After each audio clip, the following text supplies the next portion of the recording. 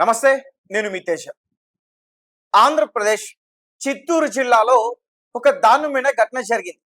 శనివారం తెల్లవారుజామున ఒక వ్యక్తి చనిపోయి ఒక హైవే రోడ్డు పక్కన కొంతమంది స్థానికులకి కనిపించాడు. తర్వాత ఆ స్థానికులు వెంటనే పోలీసులకి చెప్పడం, పోలీసులు అక్కడికి చేరుకుని అతను ఎవరు ఏంటి అని ఆరా తీయడం. సో అలా పోలీసులు తెలుసుకున్నప్పుడు అతను చిత్తూరు జిల్లా పీలేరు ప్రాంతానికి సంబంధించి డిష్ కాలనీలో ఉండే సుబ్రహ్మణ్యంగా గుర్తించబడ్డాడు. అతనికి 47 సంవత్సరాలు.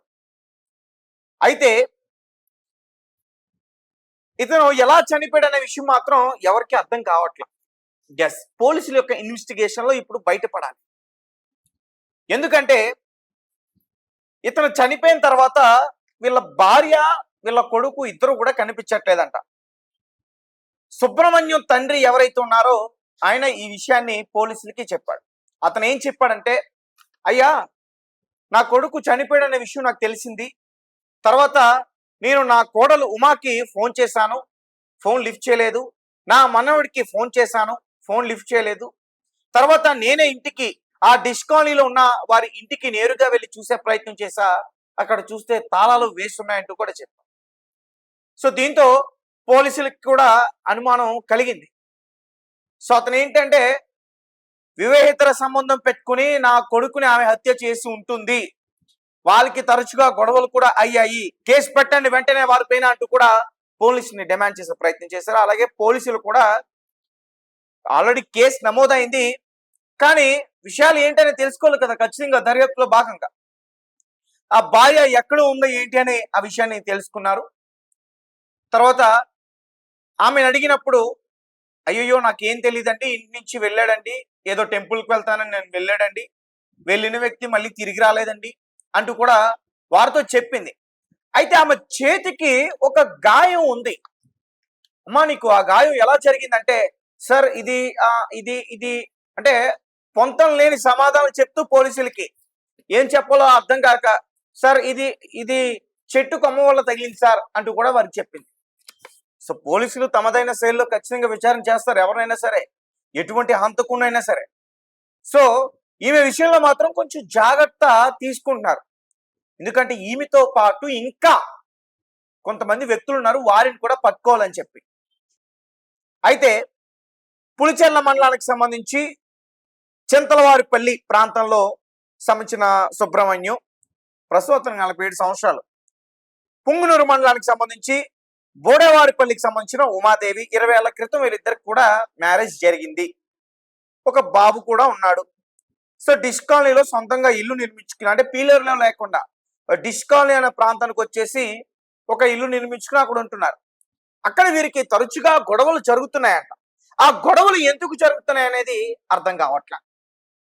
ఇక సుబ్రహ్మణ్యం యొక్క తండ్రి ఏమో అతను ఏం చెప్తున్నాడంటే, సార్ ఈమె ఎవరితోనో ఏదో సంబంధం పెట్టుకుంది, అందుకనే నా కొడుకుని చంపేసింది అని అతను ఆరోపణలు చేస్తున్నారు. అలాగే అరే, ఆయన చనిపోయిన తర్వాత ఈమె ఇంటిని వదిలిపెట్టి ఎందుకు అంత సడన్ గా వెళ్లాల్సి వచ్చింది, ఆమె చేతికి ఎందుకు అంత సడన్ గా గాయమైంది అంటే, వీళ్ళ గ్యాంగ్ అంతా కలిసి అతన్ని చంపేసి ఒక సినీ ఫక్కీలో అతను ఒక ప్రమాదానికి గురయ్యి ఒక యాక్సిడెంట్ లో చనిపోయాడనే చిత్రీకరణ చేయడానికి ప్రయత్నించారా, ఈ కోణంలో కూడా పోలీసులు దర్యాప్తు చేస్తున్నారు. అయితే ఒక సీసీటీవీ ఫుటేజ్ రిలీజ్ అయింది, ఒకసారి మనం దాన్ని చూసే ప్రయత్నం చేద్దాం.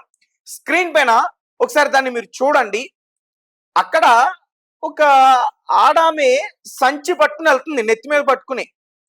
మరి ఆ సంచిలో ఏముందో, తీసుకెళ్తున్న ఆ మహిళ ఎవరో అది అర్థం కావట్లేదు. కానీ అంటే మరి పోలీసులు ఈ సీసీటీవీ ఫుటేజ్ ని ఎందుకు రిలీజ్ చేశారంటే ఇందులో ఆధారం ఉన్నట్టుగా ఏమీ నాకు అనిపించట్లేదు. శనివారం 4:46 ఈ ఫుటేజ్ మీరు చూసారా? ఆ మహిళ, పచ్చరంగు వస్త్రాలు ధరించిన ఆ మహిళ ఒక సంచిని నెత్తి మీద పెట్టుకుని వెళ్ళింది. తర్వాత అక్కడ ఏయో లైట్లు వెలుగుతున్నట్టు కనిపిస్తున్నాయి, క్లారిటీగా లేదు ఈ సీసీటీవీ ఫుటేజ్ లో. ఇక్కడ ఏది క్రైమ్ జరిగినట్టుగా కూడా కనిపించట్లా, ఎవరో తీసుకొచ్చి పడేస్తున్నట్టు కూడా కనిపించట్లా. బహుశా ఆ మూటలో సుబ్రహ్మణ్యం మృతదేహాన్ని ఏమైనా తీసుకొచ్చారా, ఆ మహిళ ఎవరు ఇంకో అక్కడ పడేసి ఆ మహిళ మళ్ళీ వెనక్కి తిరిగి వస్తున్నా. అసలు ఆ టైంలో మహిళకు ఆ పని ఏంటి, ఆ సంచిలో అసలు ఏముంది, వచ్చింది మళ్ళీ వెనక్కి వచ్చింది, సడన్ గా వెనక్కి తిరిగి చూసింది ఆమె. అక్కడ ఏదో జరుగుతుంది, ఏదో అక్కడ అయ్యింది, ఎవరో ఏదో అరుపులు కేకలా వినిపించినట్టున్నాయి, అందుకనే చూసింది.